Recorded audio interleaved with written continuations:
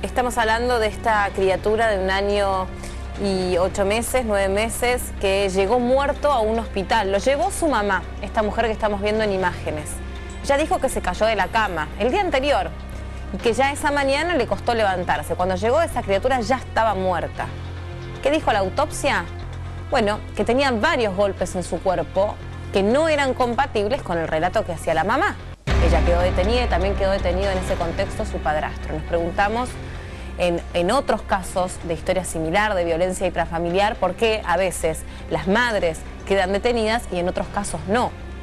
¿Cuál es la diferencia cuando, independientemente si están o no están en la escena, parece que todo se monta sobre el mismo piso, un piso de violencia, en esa pareja, un piso de violencia hacia sus propios hijos, hacia hijos que no son propios, a donde el escenario parece ser el mismo, a eso me refiero, pero a veces la madre aparece como culpable y a veces la madre puede quedar exculpada de esta situación. ¿De qué depende?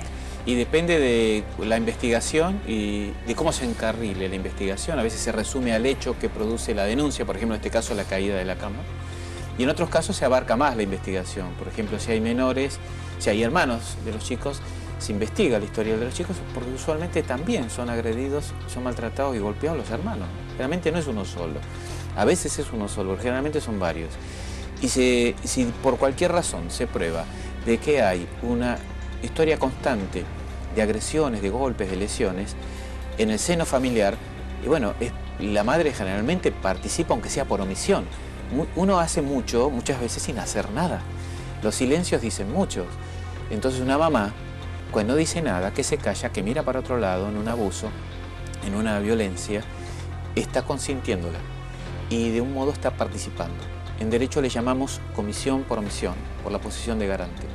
Por ejemplo, la madre, que son ejemplos de libros, la madre que no le da de comer a su hijo, a su bebé, que no le da la teta, no hace nada, no le da ninguna comida, pero sin hacer nada lo mata.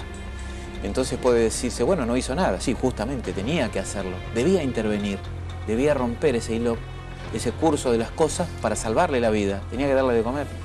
Bueno, en estos casos debía intervenir para evitar que continúe una agresión o para que se produzca la agresión. En esos casos se investiga y se imputa, se acusa también a la madre.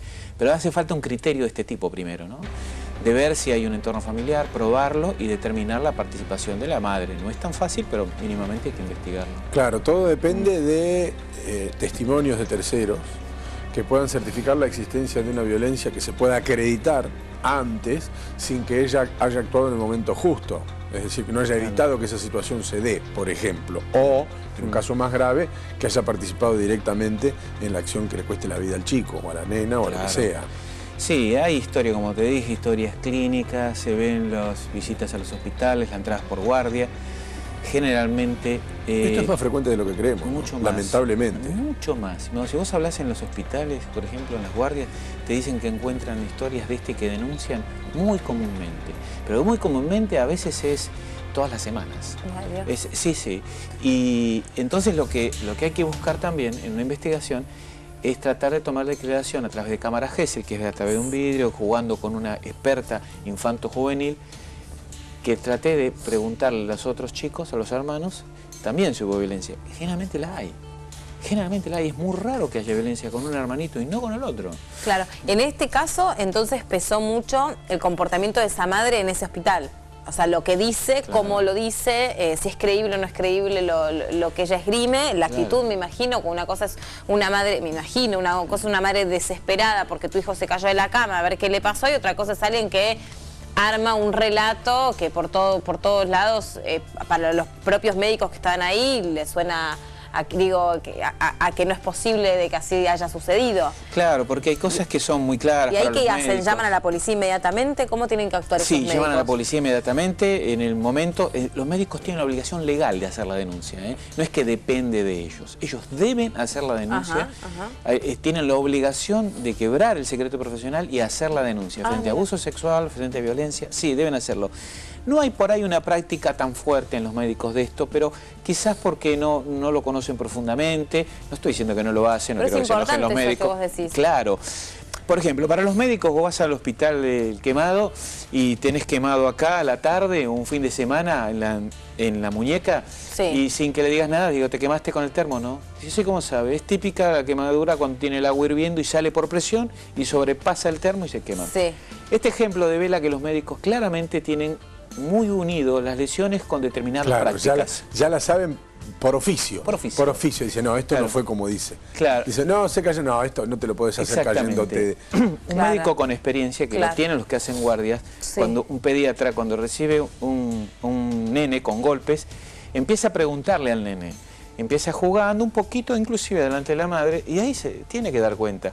Muchas veces por diversas razones, como que también hacen la vista gorda. Algunos médicos, no quiero que se enojen mis amigos médicos, y los que no son amigos, no los médicos, porque no, la verdad es que no es esto general, pero muchas veces pasa. Están sobrecargados de trabajo, están presionados por muchas cosas. Por ejemplo, ¿está bien que en una práctica como esta le digan a la madre o al padrastro, esperen un segundito afuera, voy a hablar a solas con...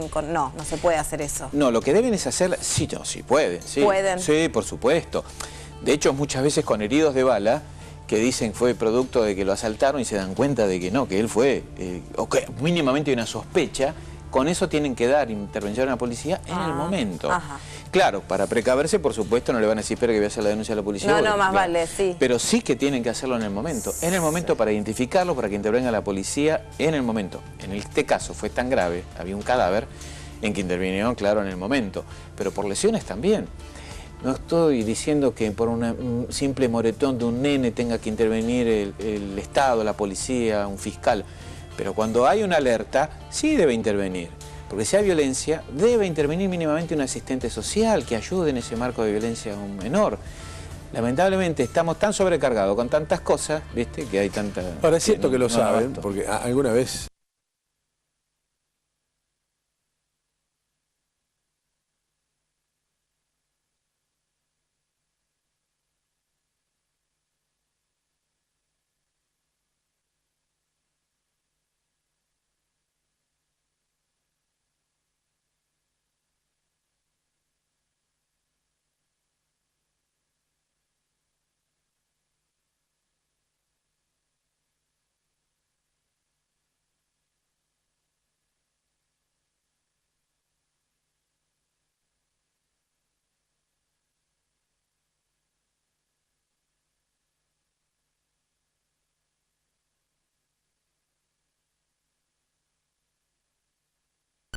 Dicen. Pero el neumatólogo, como dice bien Guille, hay heridas que son típicas, lesiones que son típicas y otras que son típicas de lesiones, de golpes. Claro. Entonces, sí, claro. pero sabés cómo la ves. Claro. Claro, claro. Y lo que pasa es que tampoco hay una estructura muy fuerte en los hospitales, sí, viste, vos sabés las carencias que tienen los hospitales de todo tipo. Esta es una. Es tan complejo porque aún estoy pensando, aún se detecte que la madre estaba ahí. Que la madre por ahí no levantó algo para pegarle a la criatura, pero que no hizo nada para evitarlo, que no hizo nada para pedir ayuda, sin dejar de tener en cuenta que evidentemente a futuro esa mujer va a necesitar ayuda, también no deja de ser responsable por la muerte de su hijo. Sí, claro. Pero no hay que restarle la ayuda, no. Pero hay que... Tiene que... El peso de la ley tiene que caer también sobre ella. Sí, cuando hay... ¿Cómo se dirime eso? Cuando es complejo. El problema mayor pasa por cómo se prueba. Pero si por cualquier razón se puede probar, y hay muchas razones, y como te dije, hay jurisprudencia por abuso reciente. Antes era rarísimo que se responsabilizara a la madre por un abuso de la hija o el hijo hecho por el padrastro. Realmente ni se investigaba ni se abría esa posibilidad. Ahora sí. La responsabilidad, como la señalás vos bien, es clara. Si bien no está haciendo el abuso, no está pegándole, está permitiendo que eso suceda. Y ella es la que está velando por la seguridad y la integridad física y psíquica de su hijo. Ella debe interponerse. Por supuesto. Y esa sí. esa es su obligación como madre. Sí, en penal decimos, en derecho penal, que es el rol de garante. Más o menos como el bañero. Cuando rol de garante. Sí, cuando el bañero está en la tarde y cuidando en la playa, no hace falta que le digan, mira, hay alguien, los chicos se están metiendo. Él tiene que estar vigilante. El tema son las herramientas, ¿no? Claro. Personales, intelectuales, que tenga como para sostener esa situación. Y después claro. la ley cae dura sobre ellas. Sí. Pero la verdad es que no todo el mundo tiene las mismas posibilidades. No. De hecho, nos cansamos de contar historias donde la verdad es que tienen pocas, o casi ninguna, si no cuentan con el apoyo de alguien. Sí, nos estamos refiriendo... Insisto de todas maneras, y perdón en este punto, que difícilmente alguien intuya que va a terminar en la muerte. Aunque especule que es dura la situación, es seguro lo que decís. difícilmente intuya que va a terminar en la muerte. Porque si uno tuviera la certeza de que eso va a terminar en la muerte, sí se antepone. Bueno, pero por ejemplo que estás bajo los efectos de una droga, ¿es un agravante o no? Porque vos podés no intuir concretamente que eso va a terminar en la muerte. No quiero ser escabrosa y no hablar de este caso, digo en general, una situación de violencia, donde una mamá y un papá, no digo que este sea el caso, lo repito por las dudas, porque no lo sabemos. Están dos sujetos y un menor. El menor termina muerto en un contexto de violencia, pero los dos padres están pasados de rosca, los dos recontra drogados. ¿Cuánto pueden ellos representarse lo que puede pasar con esa criatura? Hay dos posturas en los libros de derecho penal y en la jurisprudencia, es decir, en las posturas de los jueces. La clásica antigua es que si se drogan para cometer un delito, para cometerlo, no es el ejemplo que estás dando, pero como para darse ánimo, sí, es un agravante. La postura más reciente y más amplia dice que si estás drogado y por lo tanto no respondes por los actos porque no estás con conciencia. Es discutible, porque si vos estás en una situación donde sabés que luego de alcoholizarte o drogarte vas a hacer conductas que pueden lesionar a terceros, manejar, por ejemplo. Claro, sí. claro, y si tenés a tu bebé y lo estás cuidando y te drogás, ni que hablar. Entonces, obvio, mínimamente por negligencia sos responsable, con la figura de culpa, ya no de dolo. No lo hiciste a propósito, pero sabías que podías producirle daño. Lo facilitaste. Esto es lo que yo pienso, pero es más, podría hasta considerarse un agravante si vos prevés como resultado la lesión o la muerte y no te importa y te importa más drogarte. Miren, esto ya está publicado en Minuto 1.